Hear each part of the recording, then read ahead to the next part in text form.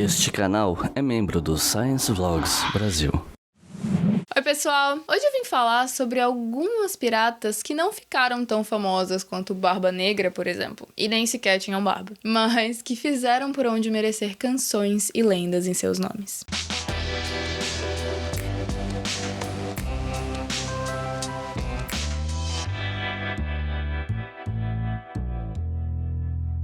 Quando a gente fala de piratas, é normal que as pessoas lembrem principalmente de nomes masculinos, porque a maioria dos piratas que ficaram famosos são homens, mas algumas mulheres também se destacaram e apareceram em filmes, séries e na cultura pop como um todo. E é sobre a história dessas mulheres que a gente vai falar hoje. E só pra lembrar, nós temos uma loja lá na Doppel Store com camisetas sobre ciências humanas. Nesse mês de agosto, a Doppel tá com uma promoção especial. Comprando 3 camisetas e colocando o cupom OBRIGASTORE na hora de fechar a compra, vai aparecer um desconto de 1 centavo. Mas não vai estar errado, tá? É só pra confirmar que o cupom foi aplicado. E além das 3 camisetas, você vai ganhar o livro Direita e Esquerda, do Norberto Bobbio. Um livro que o Weekly já recomendou várias vezes pra vocês aqui no canal.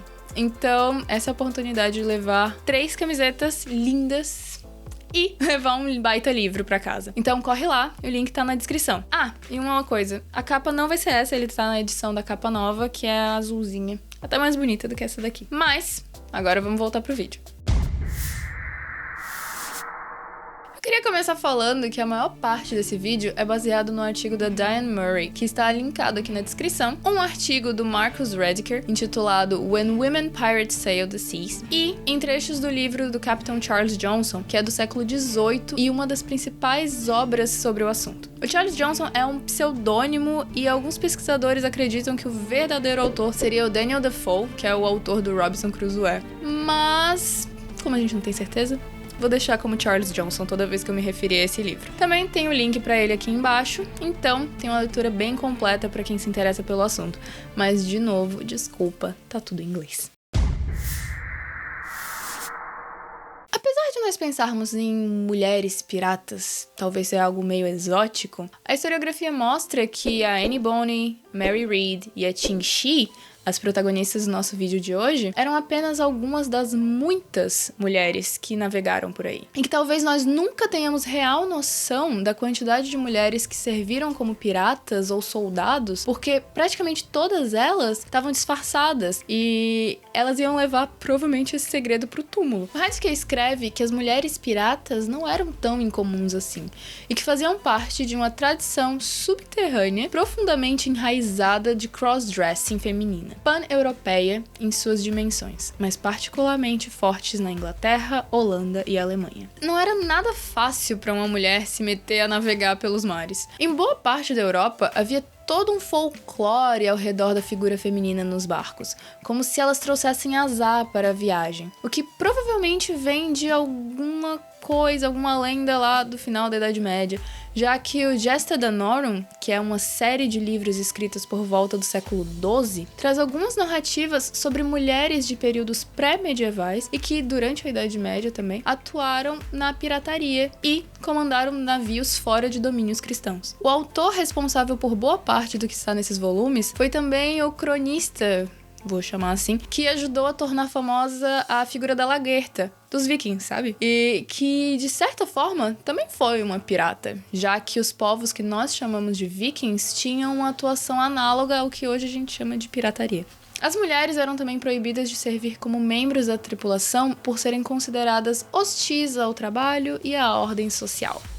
O que basicamente queria dizer que os capitães achavam que os marinheiros iam cair no pau pelas mulheres do navio, e se uma delas quisesse e soubesse realmente manipular os homens, ela ia levar um motim e se pá até pegar o domínio do navio. O que talvez faça sentido, mas a coisa é que seu embarque era proibido a bordo da maioria dos navios. Mas sempre se dava um jeito, e as mulheres ocupavam posições diferentes nas embarcações, como servas, esposas, prostitutas, lavadeiras, cozinheiras e, ocasionalmente, como marinheiros disfarçados. Para reforçar que assumir uma identidade masculina passou a ser uma alternativa feminina à vida doméstica ou aos conventos, o artigo do Rediker cita uma passagem em que um escritor anônimo, em 1762, relata que havia tantas mulheres no exército britânico que elas mereciam ter seus próprios batalhões separados. capturados, e que não era raro haver mulheres guerreiras, como o que aconteceu no reino africano de Dahomey durante esse período. Em geral, as mulheres que adotavam essa vida não tinham muito a perder. Algo assim era visto como uma oportunidade. Se vestir como um homem era uma forma de escapar, não apenas da pobreza, mas das amarras sociais.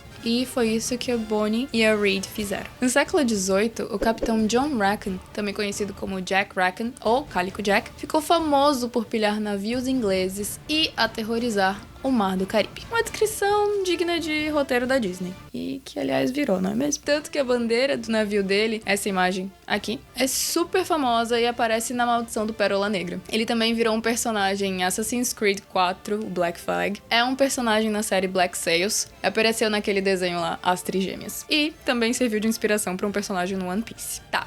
Mas e o que isso tem a ver com história e todo o resto? É que ele e o seu grupo eram figuras notáveis e se tornaram ainda mais após a sua captura. Em 1720, quando ele e cerca de outros 20 tripulantes foram capturados, o governador da Jamaica, o Nicholas Lewis, e outros membros do poder executivo a serviço da coroa foram prestigiar o julgamento e a execução desse pirata simplesmente por prazer. Durante o julgamento, o juiz perguntou se algum deles teria algo a dizer em seu favor, que os livrasse da mesma sentença que o resto do grupo. E nisso, 2 membros da tripulação chegam e falam assim: "Nós não podemos morrer, porque estamos grávidas."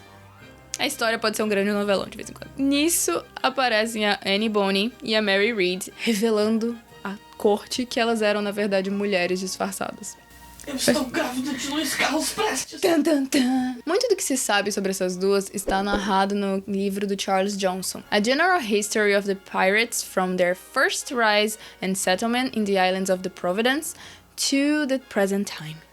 Que título gigantesco, senhor. Bom, a coisa é que esse livro conta que a Mary Read nasceu em 1690 na Inglaterra e era filha ilegítima de uma camponesa com um homem desconhecido. O marido da sua mãe morreu no mar antes de Mary ser concebida, e o único filho do casal faleceu repentinamente. Para obter apoio financeiro da família do falecido esposo, a mãe da Mary passou a vestir ela como um menino. Aí que começou essa vida dupla da senhorita Reed. Johnson relata que ela cresceu como uma jovem forte e ousada, com uma mente afiada. Ela aparentemente gostava de ter essa identidade masculina, e quando tinha cerca de 15 ou 16 anos, decidiu se tornar um marinheiro. A coisa é que ela não escolheu ir para qualquer navio, mas um navio de guerra, e se alistou como um soldado, participando das unidades de cavalaria em Flanders. Lá, ela se apaixonou por um companheiro de batalha e revelou seu segredo. Ele, por sua vez, ficou bem feliz em poder aproveitar a companhia de uma mulher na guerra, o que não era lá muito comum, não é mesmo? Acabou que os dois se casaram. Ele faleceu pouco tempo depois e ela regressou à vida de servir como homem em batalha. Ela navegou em um navio holandês para as Índias Ocidentais. E nesse caminho foi capturada pelo grupo do Jack Rackham. E aí que o caminho dela e da Annie Bonny se cruzam. Pelo que Johnson narra, a Bonny nasceu na Irlanda e foi criada na Carolina do Sul. O que os relatos dizem é que ela tinha um temperamento bem forte e uma força considerável, porque o Marcus Rediker diz que uma certa vez um homem tentou estuprá-la e ela conseguiu bater tanto nele que o cara ficou acamado por um bom tempo. Ainda na adolescência, Anne se casou com um marinheiro, e algumas fontes dizem que ele também era um pirata, que lhe deu o sobrenome pelo qual ela é conhecida. O homem, na verdade, estava mesmo era atrás da herança dela, mas com o casamento inapropriado, o seu pai a deserdou. Ela então embarcou com ele, mas nessa época ainda vestida como mulher, lá para as Bahamas. Lá, o seu marido serviu como espião para a administração inglesa, o que serviu para que Anne cultivasse um profundo repúdio pelo marido, que ela considerava um covarde. Esse casamento, que já não estava muito bem, foi pro espaço mesmo quando ela conheceu o Jack Rackham. Os dois, então, fugiram juntos após o marido da Bonny contar para o governador de sua infidelidade e a condenassem ao açoitamento em público. O período de atuação das duas como piratas não foi muito longo. Nenhum dos autores me deu datas com as quais eu possa trabalhar mesmo ou especular. A única coisa que as fontes me deram foi a data da prisão das duas, 1720, após uma emboscada no navio. Dizem que a maioria dos homens estavam bêbados e que os invasores não encontraram resistência por parte dos tripulantes, e que apenas as duas, disfarçadas como homens, é claro, defenderam o seu barco. Redkin diz que inclusive o Rackham se escondeu durante a batalha inteira. A história pode ser reforçada por uma citação registrada no julgamento da Anne Bonny. Sinto muito por vê-lo desse jeito, na forca. Mas, se ele tivesse lutado como um homem, não precisaria morrer pendurado como um cão. A execução de Reed e Bonny foi retardada devido à gravidez. E o que se sabe é que Reed provavelmente faleceu durante o parto e que Bonny sumiu dos registros da prisão, possivelmente pela influência do seu pai, sendo posta em liberdade. Johnson diz que a única certeza que tem do seu destino é que ela não foi executada. Saindo um pouco do eixo Piratas do Caribe, eu queria falar sobre a Ching Shih. O fato é que essa mulher, junto com o marido, dominou a província do Cantão entre 1801 e 1807, quando ele morreu. Ela então fez o quê? Ela tomou o poder e manteve o domínio por mais cerca de 3 anos, quando resolveu se aposentar. Para isso, ela se aliou aos chefes mais poderosos, responsáveis pelos navios do seu falecido marido, evitando assim que esses formassem algum tipo de aliança para tomar o poder. Depois, ela passou a agir como uma embaixadora entre os esquadrões e tomou o controle de todas as negociações externas, tornando-se indispensável. Quando ela por fim chegou ao poder, ela estabeleceu leis bem severas nos seus navios. Por exemplo, se alguém era pego dando ordens por conta própria, desobedecendo a ordens delas, superiores, ou roubando do tesouro, era decapitado na hora. Quem desertava tinha uma orelha cortada fora, enquanto o estupro também era severamente punido. As regras eram tão rígidas que mantiveram muitos homens ao seu lado por bem ou por mal. Ao contrário do que aconteceu com a Reed e a Bonny, ela não precisou esconder a sua identidade. A Shih começou sua carreira como pirata depois de deixar o seu emprego anterior como prostituta, para se casar e se juntar ao seu marido no mar. Juntos, eles organizaram gangues de piratas e se tornaram líderes poderosos. Sua maior conquista foi a unificação de pequenas gangues em uma confederação formidável que em 1804 incluía 400 juncos e 70 mil homens. Juncos são uma espécie de navio. Ching Shih inverteu muitas das noções de gênero sobre mobilidade social feminina. Quando ela estava pronta para sair da pirataria, ela negociou habilmente e diplomaticamente com autoridades chinesas no Cantão, que concederam a ela e ao seu segundo marido provisões o suficiente para se estabelecerem no comércio de sal e continuarem navegando.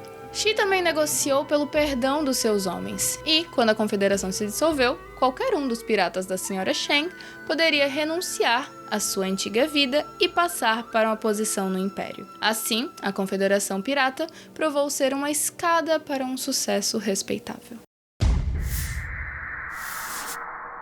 Não se esqueçam que a gente tem uma campanha no Apoia-se que permite que este vídeo e todos os outros do canal possam continuar a existir. E vocês podem ajudar a gente a partir de R$2 por mês. E como ultimamente a audiência do canal anda meio baixa, dependendo do tipo de vídeo, o YouTube tá até derrubando a monetização, ter uma base de apoiadores sólida ajuda muito a gente a continuar produzindo pra cá. Vale a pena contribuir com um canal que você gosta, né não? Muito obrigada por acompanharem o canal e até uma próxima.